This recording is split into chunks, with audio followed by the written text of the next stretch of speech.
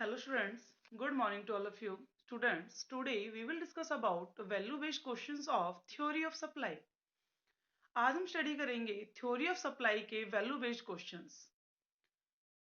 तो स्टूडेंट्स, इसमें supply chapters हमारा कंप्लीट हो चुका था। सप्लाई के अंदर हमने स्टडी किया था supply, quantity supply, stock and supply, supply schedule है, सप्लाई कर्व है, स्लोप ऑफ सप्लाई है, डिटरमिनेंट्स ऑफ सप्लाई है, एक्सेप्शंस हैं, change in supply and elasticity of supply है, and factor affecting of supply. उन्हीं के ऊपर ही बेस्ड हमारा क्या है चैप्टर सप्लाई के कुछ क्वेश्चंस हैं वैल्यू बेस्ड, जिसमें कह रहे हैं कि supply never change unless price change. कहने का मतलब क्या है कि सप्लाई नेवर चेंज, सप्लाई कभी भी चेंज नहीं होती अनलेस प्राइस चेंज, प्राइसेस के चेंज किए बिना। कह रहे कि प्राइस चेंज किए बिना सप्लाई कभी भी चेंज नहीं होती। तो आंसर इसका क्या है? फॉल्स। अब रीजन भी बताना है साथ साथ कि ऐसा क्यों है। देखो, ये कह रहे हैं कि प्राइसेस के चेंज हुए बिना सप्लाई चेंज नहीं होती, लेकिन चेंज इन सप्लाई के अंदर हमने पढ़ा था कि other determinants are variables other than own prices. जहां ऑन प्राइस तो कांस्टेंट है, वहां प्राइसेस में कोई भी चेंज नहीं आ रहा, लेकिन सप्लाई में क्या आ जाता है? चेंज आ जाता है।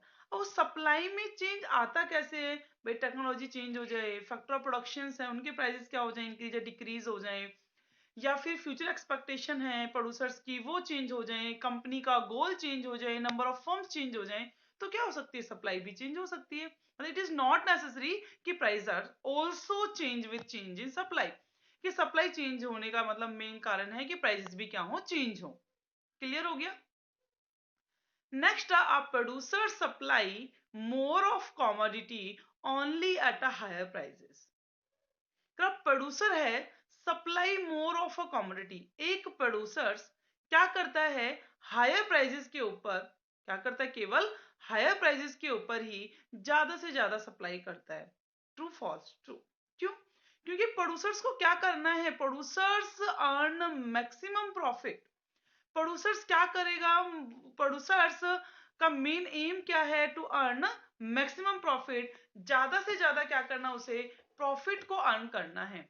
जब उसे प्रॉफिट ज्यादा से ज्यादा अर्न करना होगा तो वो क्या करेगा? जब प्राइसेस बढ़ेंगे तभी क्या करेगा? सप्लाई करेगा। मतलब मोर प्रॉफिट, मोर जितनी भी हायर प्राइसेस, हायर सप्लाई होगी। क्लियर हो चुका? नेक्स्ट कह रहा है कि increase in price leads to forward shift in supply curve of a commodity. कह रहा है इंक्रीज इन प्राइसेस, जब प्राइसेस क्या होते हैं? इंक्रीज होते हैं, वो लीड्स करते हैं कि supply curve shift on forward side. True false? देखो, ये कह रहा है फॉरवर्ड और बैकवर्ड। फॉरवर्ड और बैकवर्ड किसके थे? Change in supply when price remains constant. और ये कह रहा है प्राइस इंक्रीज, जब प्राइसेस इंक्रीज होंगे तो इंक्रीज इन क्वांटिटी सप्लाई होगा। सप्लाई क्या होगी? एक्सटेंशन होगी, नॉट फॉरवर्ड शिफ्ट। शिफ्टिंग तो केवल चेंज इन सप्लाई में होगी। जहां प्राइसेस कैसे रहेंगे? कांस्टेंट रहेंगे। तो अगर फॉल्स है, increase in prices leads to increase in quantity supply of a commodity, it does not leads to shift in supply of a commodity. Clear हो गया? नेक्स्ट है increase in price, sorry, increase in supply means more is sold. Increase in supply का क्या मतलब होता है? More is sold. It means कि ज्यादा से ज्यादा क्या किया जाए? सेल किया जाए, because market prices tend to supply. No, increase in supply का मतलब क्या होता है? Price remains constant. प्राइसेस तो कैसे रहे? कांस्टेंट रहे। कांस्टेंट प्राइसेस के ऊपर ज्यादा से ज्यादा क्या करना? सप्लाई करना। Next is extensions and contractions of supply are related to factors other than on price of the concerned commodity। कह रहा है जो एक्सटेंशन आता है, कॉन्ट्रैक्शंस आता है सप्लाई कर में, पता है क्यों आता है? Due to change in own price of the commodity. तो कह रहे हैं कि are related to factor other than own price. Other than prices को छोड़कर, तो ये कैसा है? फॉल्स है, क्योंकि वहां तो चेंज आना ही किस कैसे है?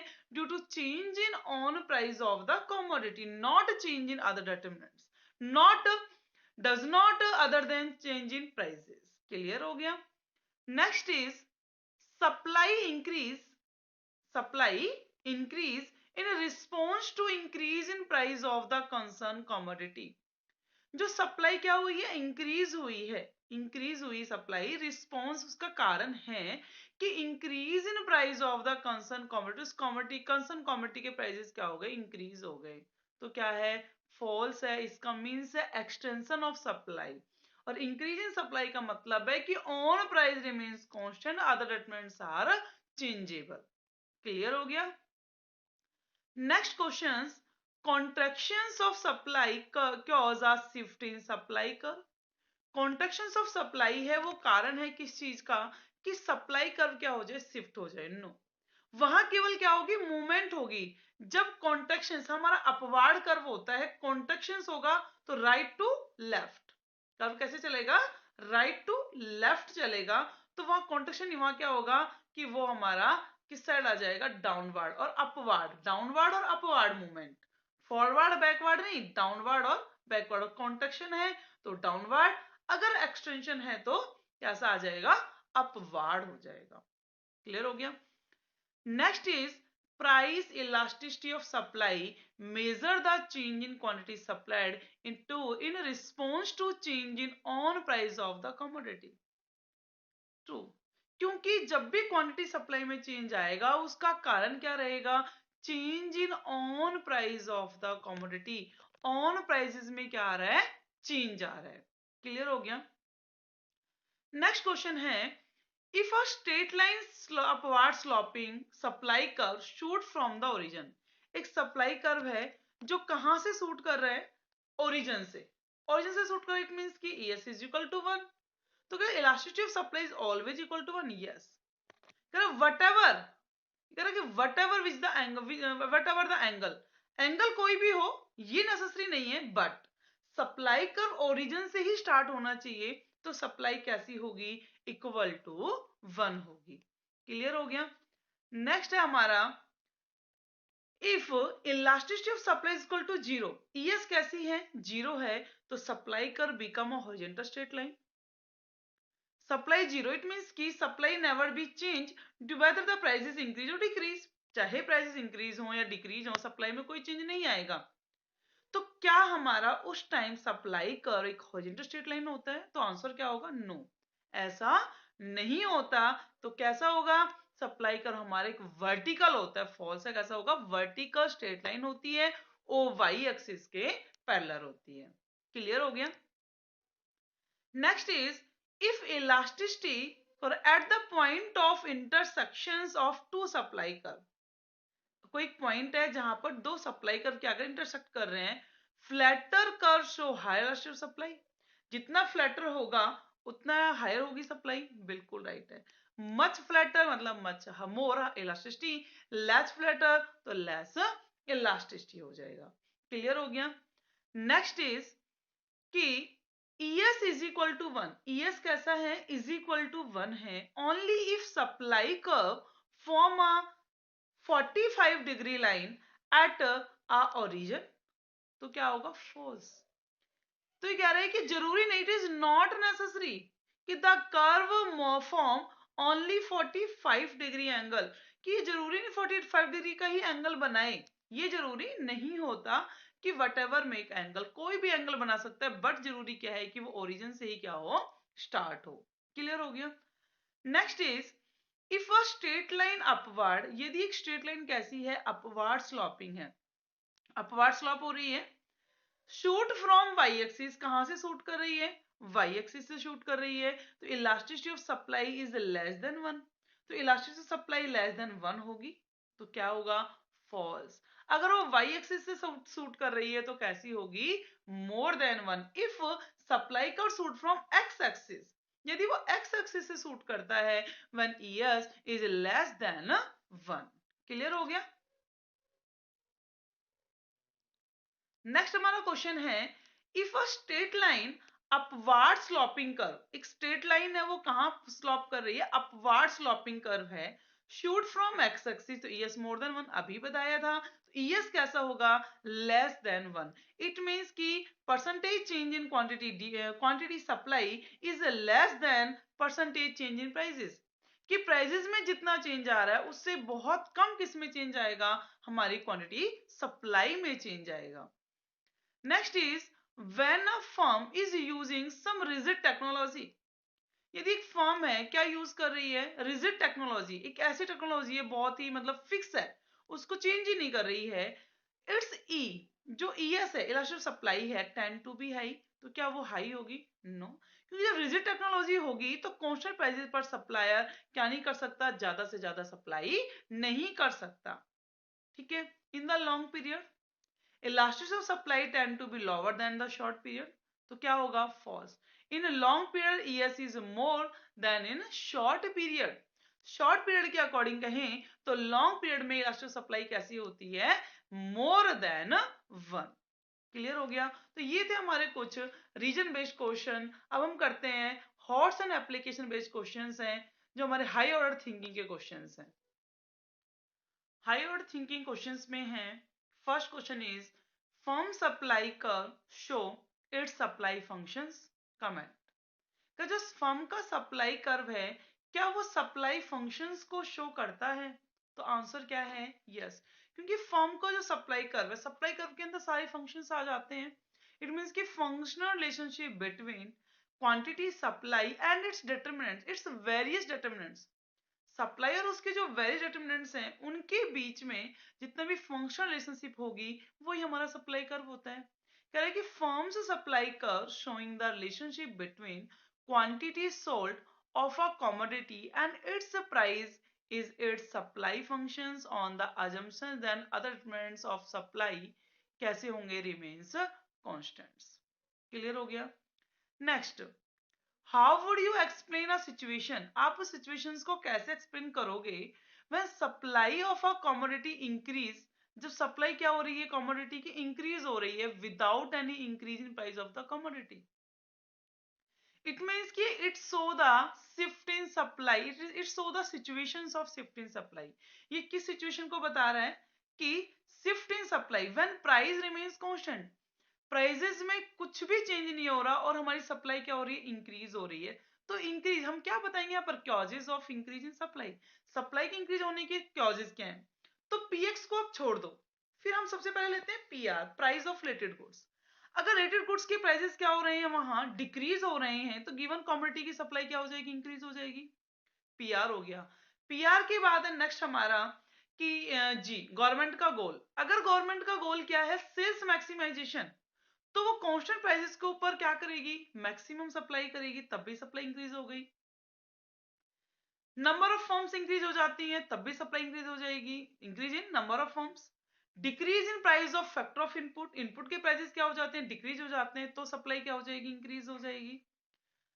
फ्यूचर में ये लगता है प्रोड्यूसर्स के नियर फ्यूचर प्राइसेस क्या होने वाले हैं, डिक्रीज होने वाले हैं, तो आज क्या कर देगा, वो सप्लाई को बढ़ा देगा। गवर्नमेंट की पॉलिसी में चेंज आ जाए, इट मीन्स कि टैक्स क्या हो जाए, रिड्यूस हो जाए, तो सप्लाई बढ़ जाएगी, सब्सिडी बढ़ जाए तो सप्लाई बढ़ जाएगी, टेक्नोलॉजी इंप्रूव हो जाए तो सप्लाई बढ़ जाएगी। इट मीन्स कि जो क्लॉजेस हैं इंक्रीज इन सप्लाई के, वो कंप्लीट हम क्या करेंगे, यहाँ एक्सप्लेन कर देंगे। क्लियर हो गया?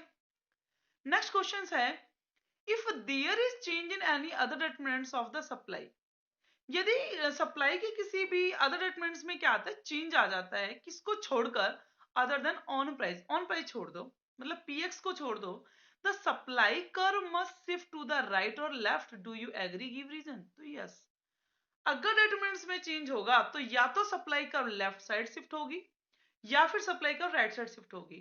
राइट साइड शिफ्ट होने के भी मैंने रीजन आपको एक्सप्लेन किए थे, रीजन है जस्ट इसका अपोजिट करेंगे तो supply curve shift to the left side.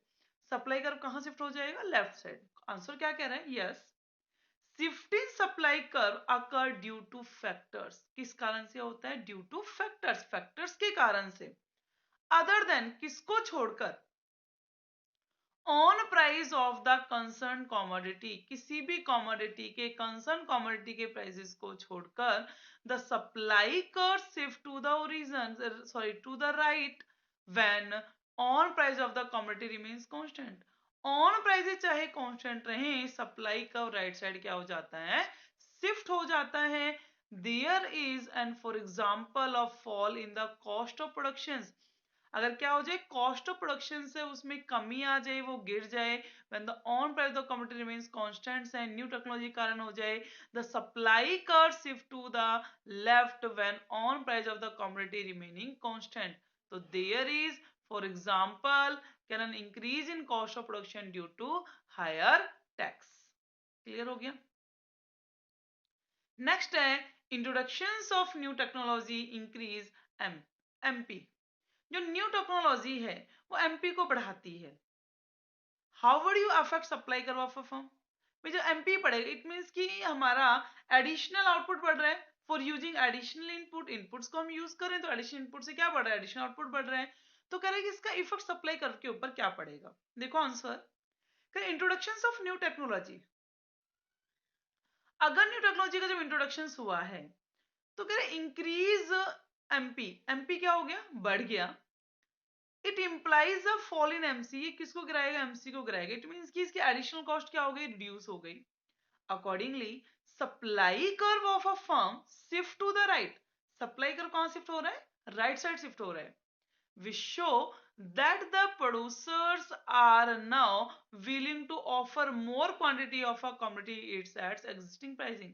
देखो एमपी बढ़ेगा, जितना एमपी इंक्रीज होगा एमसी उतनी डिक्रीज होगी। एमपी और एमसी में क्या रिलेशन होता है, इनवर्स रिलेशन है। एमपी बढ़ा एमसी गिरी, और जितनी एडिशनल कॉस्ट गिरेगी उतना ही प्रोसेस क्या करेगा, मोर आउटपुट। मोर आउटपुट मतलब मोर सप्लाई। सप्लाई का shift to the right side. Clear हो गया। नेक्स्ट है will the seller away be ready to sell more of commodity at a higher price in the market? क्या एक seller है वो market में हमेशा हायर प्राइसेस के ऊपर ही हायर सप्लाई करेगा? तो इसका आंसर क्या होगा, आप ट्रू में भी दे सकते हो, फॉल्स में भी दे सकते हो। आंसर क्या कह रहे हैं, a seller generally tend to sell more of a commodity at a higher price. Generally होता ऐसा है कि एक सेलर हमेशा हाई प्राइसेस के ऊपर ही क्या करता है, सप्लाई करता है। किसके ऊपर करता है, हाई प्राइसेस के ऊपर सप्लाई करता है। बट ये कह रहा है कि आगे कि higher price in the market, कह रहा है कि हायर प्रॉफिट, क्योंकि क्या कमाना है उसे, हायर प्रॉफिट कमाना है। Accordingly the seller is induced, seller क्या हुआ है, इंड्यूस्ड हुआ है टू प्रोड्यूस मोर, कि ज्यादा प्रोड्यूस करे मोर और ज्यादा। But it is not always true. But ये हमेशा सही नहीं होता। मैंने कहा कि ट्रू भी हो सकता है, फॉल्स भी, बट ऐसा हमेशा नहीं होता। तो हमेशा नहीं होता, क्या होगा, in a situation when except in rise in price in commodity near future. अगर प्रोसेस को ये लगता है कि नियर फ्यूचर में प्राइसेस क्या होने वाले हैं, इंक्रीज होने वाले हैं, तो अभी चाहे कितने प्राइस बढ़े हुए हैं वो क्या नहीं करेगा, सप्लाई नहीं करेगा। ही में भी decide to hold the stock, वो क्या करेगा, फ्यूचर के लिए स्टॉक को होल्ड करके रख लेगा। होल्ड करके रख लिया उसने फ्यूचर के लिए। Accordingly his current supply will be reduce, उसकी जो करंट सप्लाई है वो क्या होगी, रिड्यूस होगी। Thus we state that positive relationship between price and quantity supplied of a commodity hold goods and on assumptions of the other than determinants of supply are not change। Other prices में कोई भी change नहीं आ रहा है। Clear हो गया। Next अब हमारा क्वेश्चन कि supply more response to price in the long period compare to short period. का जो सप्लाई है वो मोर रिस्पॉन्स होती है, मतलब प्राइसेस के साथ ज्यादा रिस्पॉन्स दिखाती है लॉन्ग पीरियड में कंपेयर टू शॉर्ट पीरियड। मतलब शॉर्ट पीरियड में सप्लाई प्राइस के अकॉर्डिंग नहीं चल सकती, हाँ लॉन्ग पीरियड में ऐसा हो सकता है। तो ये क्यों कह रहा है, देखो इन शॉर्ट पीरियड आपको पता है कि अब शॉर्ट पीरियड मतलब to short period when supply can not be change, supply को चेंज ही नहीं किया जा सकता, या output can not be change, output को नहीं किया चेंज नहीं किया जा सकता। शॉर्ट पीरियड है, कितने भी प्राइसेस बढ़ा दो क्या नहीं करोगे आप, सप्लाई को इंक्रीज नहीं कर सकते। बहुत थोड़ा सा टाइम है, आप सप्लाई कितनी बढ़ा सकते हो, एक लिमिट तक, जितना आपके पास स्टॉक अवेलेबल है, रॉ मटेरियल अवेलेबल है, उतना आप क्या कर सकते हो, सप्लाई को बढ़ा सकते हो। शॉर्ट पीरियड में सप्लाई प्राइसेस के अकॉर्डिंग नहीं चल रही, लेकिन इन लॉन्ग रन बहुत लंबा टाइम है, तो जितने जितने प्राइस बढ़ते जाएंगे आप उसके अकॉर्डिंग सप्लाई को इंक्रीज करते जाओगे, आपकी सप्लाई बहुत ज्यादा बढ़ जाएगी। करेंगे yes in the long period में all factors are variable factor, सभी को पता है। देखो लॉन्ग पीरियड में नो फैक्टर्स फिक्स फैक्टर्स, कोई फैक्टर फिक्स नहीं होता। While in the short period में सम फैक्टर आर फिक्स्ड, कुछ फैक्टर्स कैसे होते हैं, फिक्स होते हैं, सम आर वेरिएबल, कुछ वेरिएबल होते हैं। Accordingly while in the long period में supply can be increase, supply को हम बढ़ा सकते हैं by employing more of all the factors, सभी फैक्टर्स को एम्प्लॉय कर कर। और in the short period supply can be increase by employing more of variable factors only. पता है in short period two factors are use, one factor is fix, second factor is variable. Output can be change with the help of only और only variable factors, fix factors remains fixed in short run, but in long run all factors are variables. So the supply can be increases to much large extent in the long period compared to in a short period. Clear हो गया?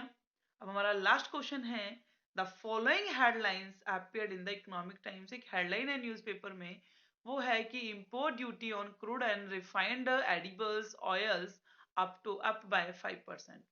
इनके prices क्या हो गए, बढ़ गए 5% से। तो यूज अ डायग्राम, डायग्राम आपको यूज करना है जो आपको यहाँ पर दिखाई भी दे रहा है कि डायग्राम क्या है। Economic theory to analyse the impact of statement on the supply of crude and refined edibles in the domestic market. आप इसमें इफेक्ट्स बताइए कि क्या इफेक्ट्स आया है थ्योरी ऑफ एनालाइज कर statement of supply of crude oil. कह रहा है व्हेन इंपोर्ट ड्यूटी, देखो इंपोर्ट ड्यूटी बढ़ गई, इंपोर्ट ड्यूटी बढ़ी मींस की प्राइसेस बढ़ गए, क्या बढ़ गए, प्राइसेस बढ़ गए। कह रहा है कि इंपोर्ट ड्यूटी बढ़ गई ऑन क्रूड ऑयल्स, लेकिन हम क्या क्या मानेंगे, प्राइस रिमेन्स कांस्टेंट। प्राइस कैसे है, कांस्टेंट, मतलब कॉस्ट बढ़ गई। कह रहा है कि रिफाइंड ऑयल की is up by 5%, it chaos a rise in the cost of import, import की कॉस्ट बहुत ज्यादा बढ़ गई। जब कॉस्ट बढ़ेगी तो हम सप्लाई कम से कम करेंगे, कॉस्ट बढ़ क्या करेंगे, सप्लाई कम से कम, प्राइस को चेंज नहीं कर सकते, प्राइस को क्या नहीं कर सकते, यहाँ चेंज नहीं कर सकते। इट क्योज, इसका कारण है will supply less of crude oils and refined edibles oils at the existing price and they will sell the same quantity only a higher prices. This imply a backward shift in supply curve। तो क्या होगा, supply curve shift to the backward side. Supply curve कहाँ shift हो जाएगा, backward side में shift हो जाएगा। देखो S1 है वो क्या है, हमारा ओरिजिनल सप्लाई कर्व है, सप्लाई कर्व कहाँ से यहाँ शिफ्ट हो गया, वो क्या है, हमारा न्यू सप्लाई। तो स्टूडेंट्स जितने भी क्वेश्चंस मैंने कराए हैं सभी को उन क्वेश्चंस को अच्छे से रीड करना है, उसके बाद नोटबुक में नोट कर मेरे पास होमवर्क सेंड करना है।